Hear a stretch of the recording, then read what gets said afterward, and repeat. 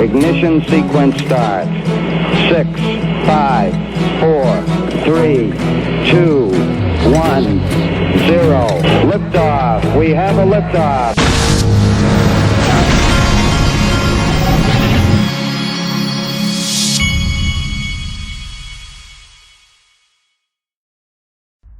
Hey everybody, this is the Digital Asset Investor, and before I get going, I want to show you this rippling. This is not to be confused with Ripple, but Nick Burafeda from Link2, my sponsor, says this: Rippling is one of the great companies you'll find on Link2. We currently have a very small amount available for our accredited investor members, and we're happy customer of theirs.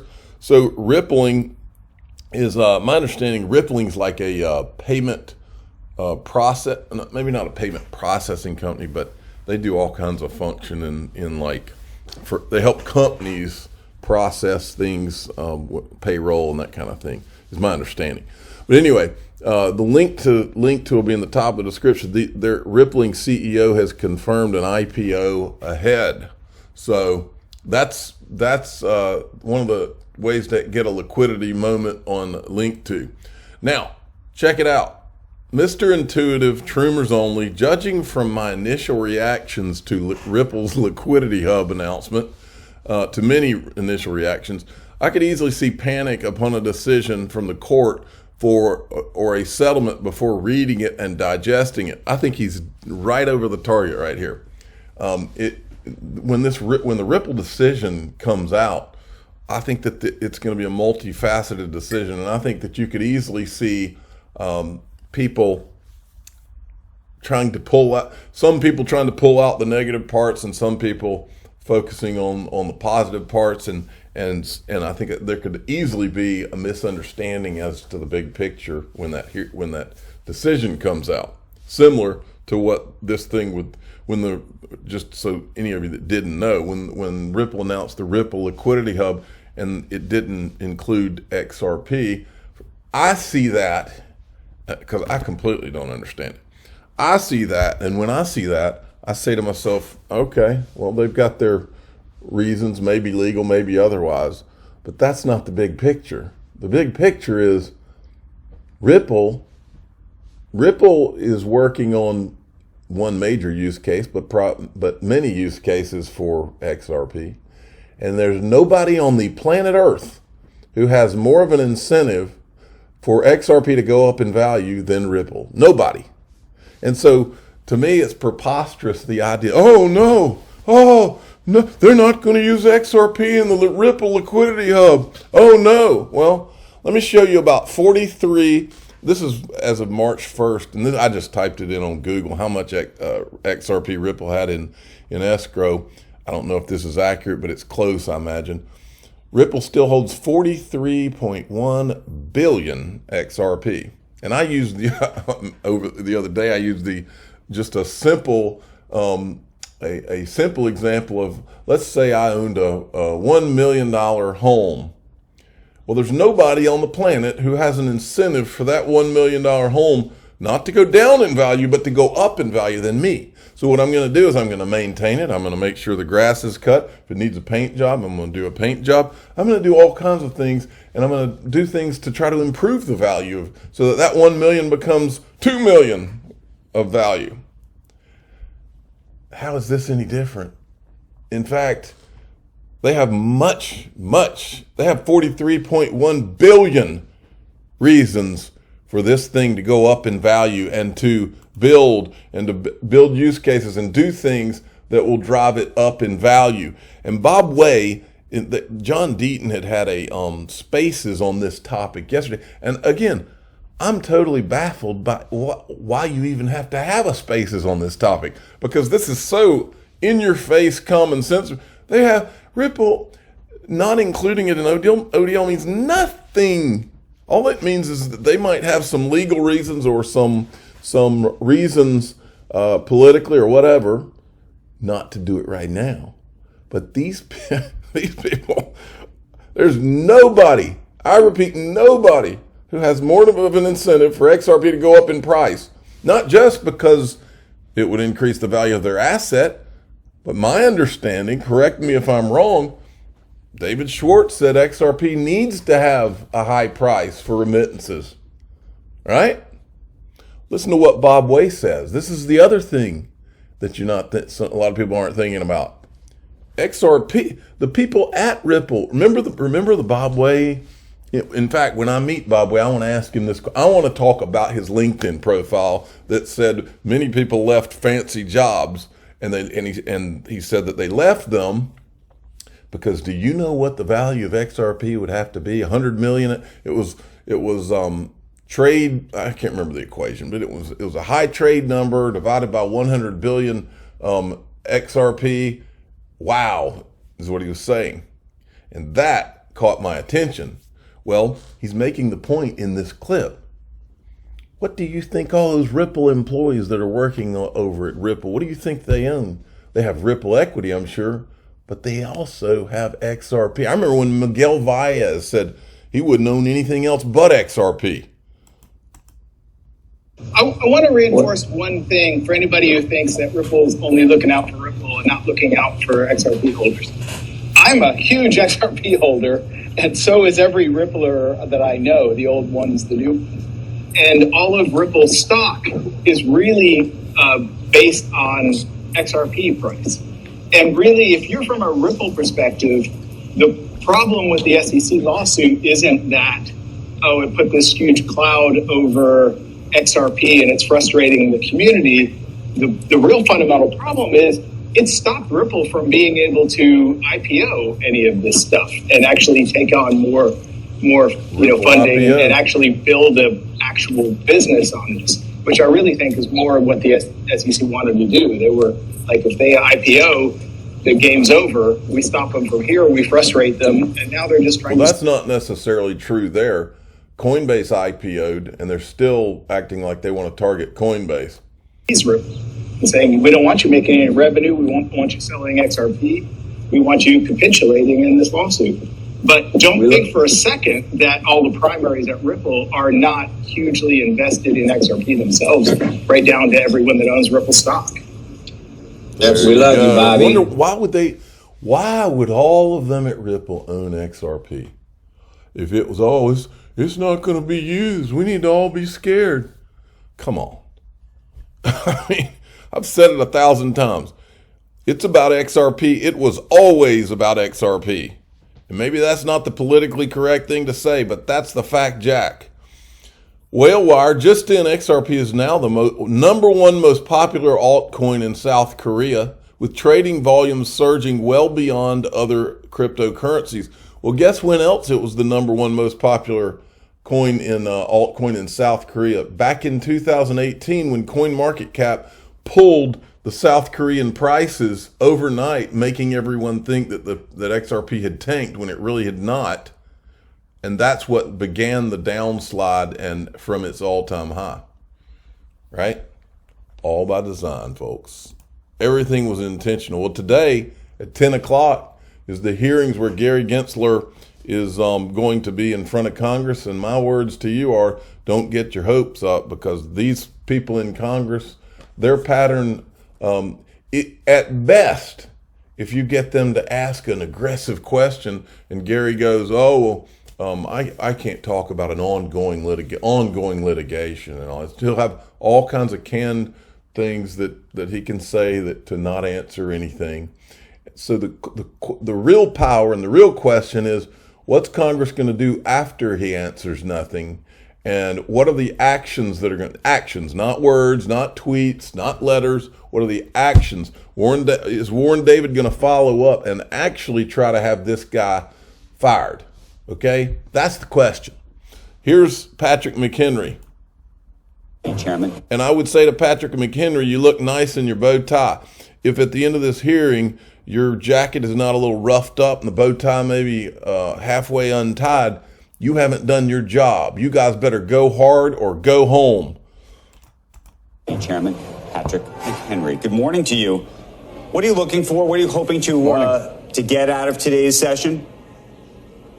Well, first, I think we want to expose the rapid and aggressive regulatory agenda that Gary Gensler has with 53 major rulemakings by this agency that cost that the market has to bear and the economy has to bear for this in a really competitive world, and the lack of clarity at the same time that he's what do you mean by that? With the digital asset ecosystem. What I mean by that, if you have his two previous predecessors as chair of the SEC did half that number of rulemaking. There's a massive amount of change that this chair is trying to drive, and it has a lot of expense in the markets, and he's giving a limited amount of time for actually good comment. So we're going to have shoddy rules that are very expensive on a market at a time where the rest of the world wants to take our capital markets. I don't think it's a smart. All right, so you get the picture. Then I decided I would give them some questions. Congress, here's my questions. You can add some more if you want to. Did Senator Warren give you the questions and the answers for this hearing like she did in the last hearing? Why did you hide your meetings with George Soros, crazy Nancy Pelosi, and I do mean crazy, and that woman who is married to a past president whose name we don't say on this channel, from your public calendar only add it after a Freedom of Information Act request discovered it? Are you planning to sue the Algorand founder and the Ethereum founders the way you did the Ripple founders? Why not? Provide details of your meetings with Sam Bankman-Fried. Have you looked into the disguised whales from the Ethereum ICO to find potential money laundering? Are you aware that Homeland Security met with Satoshi Nakamoto? From a national security perspective, how could you give Bitcoin a commodity designation without knowing who Satoshi is? What if Satoshi Nakamoto is North Korea? And I said, go hard or go home, Congress. Then I wanted to make sure, because these are the two most important things that he needs to ask Gary Gensler about. This one is the actual meeting that was scrubbed by Gary Gensler of his public calendar. And I said, you have an SEC chairman who is trying to destroy cryptocurrency in the U.S., who hides planning sessions with anti-American George Soros, who is an expert in destroying currencies and offshore financial dealings, FTX. Ask him about this. Then, remember on Thinking Crypto, when the Thinking Crypto show, when J.W. Verrett, who used to be an advisor to the SEC, said this?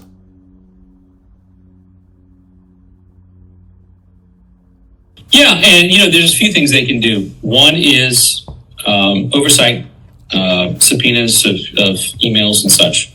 Unfortunately, what we've heard is that there are staff at the SEC that are using apps like Signal and WhatsApp, like we do, to try to keep our communications private. They're doing the same thing to keep them private from congressional oversight. Now, if they're doing that from a just government ethics and oversight perspective, it's illegal. So hopefully, in that context, and I feel a lot more comfortable with you and me using Signal and WhatsApp to maintain our privacy than I do someone in a government position who should be accountable to the public. That right there, folks, that right there is your hook. If you're Warren Davidson and you really mean what you say, I'm assuming that Warren David has subpoena power to go and find out because what he just said is it's illegal. I mean, this would be cause to fire Gary Gensler before anything else. If Warren Davidson and these Republicans have subpoena power, that's the first thing you do. If you want to fight, if you're in a knife fight and you've got to pick up a knife, here's your knife, okay? Because look, you are in one. The Republicans have been fighting with their fists, but it's time to match Gary Gensler's action with their own action. Subpoena and find out if these people are committing crimes and using these apps so that they don't have to try to avoid congressional oversight. That is the question right there. That's it. Eleanor Terrett says, note the timing on this. Former SEC official tells me Gary Gensler's IG announcement is likely a distraction tactic so he can control the narrative at tomorrow's meeting. Plus, all the Bittrex questions will be met with I can't discuss ongoing litigation. See how this guy plays the game? New Gary Gensler's prepared testimony for the oversight hearing.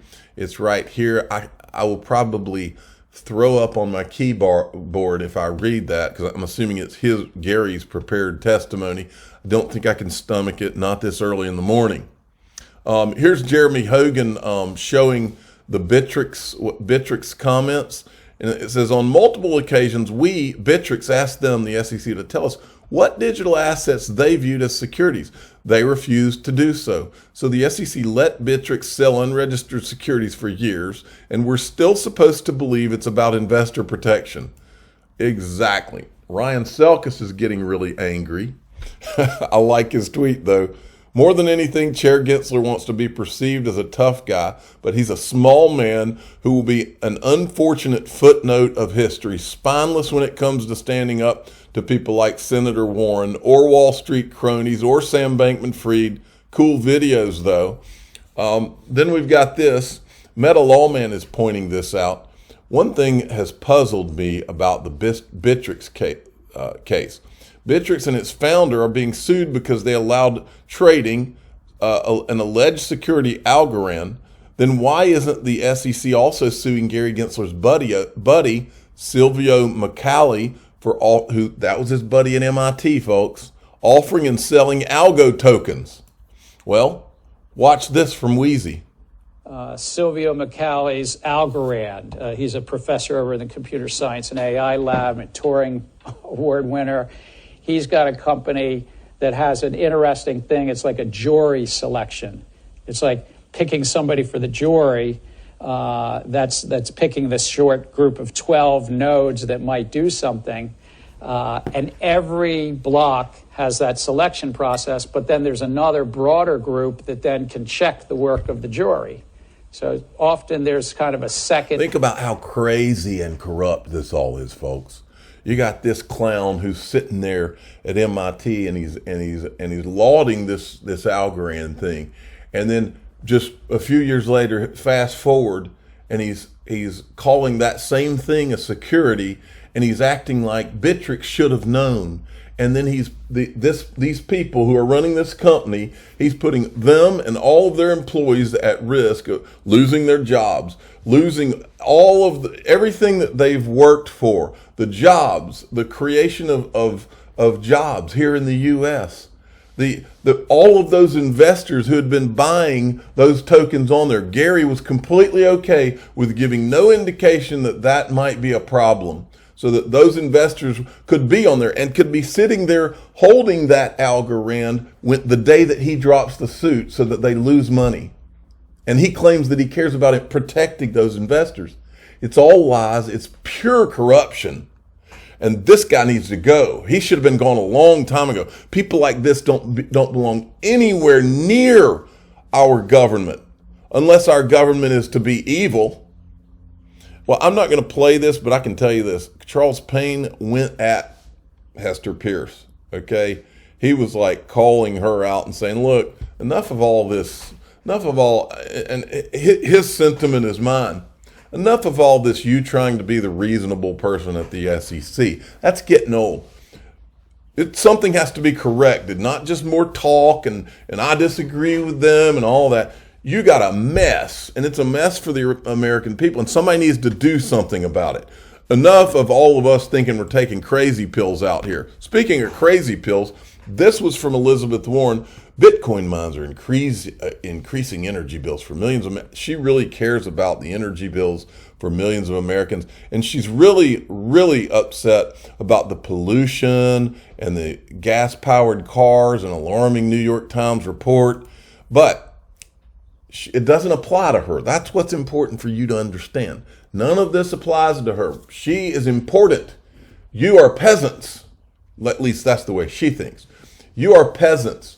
But it's important that very important people like her fly around on Learjets and private jets so that they can do all these things that are good for you peasants and you people that just don't understand how smart she is. That is how that woman thinks. That is how these people think, and that's why they need to go.